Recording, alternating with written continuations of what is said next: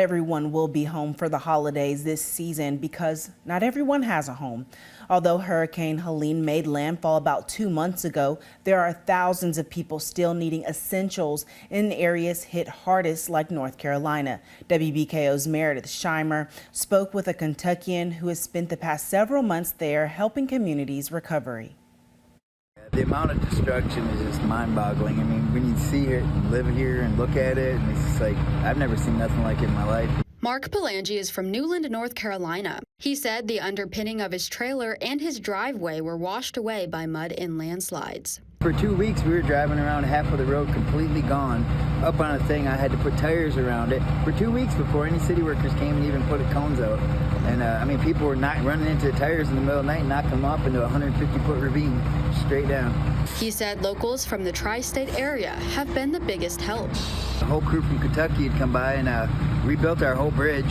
It was probably 2 weeks before we seen any of the city workers, at least 10 days before any cops were around.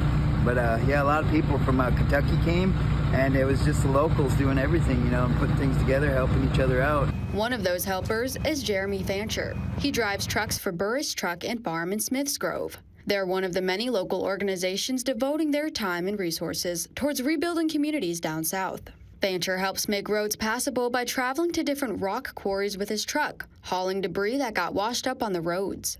We're having to move sand back across mountains, and it buried the road under 20, 30 feet, and have to dig that out. Railroad tracks are gone, so they can't get anything in on rails here.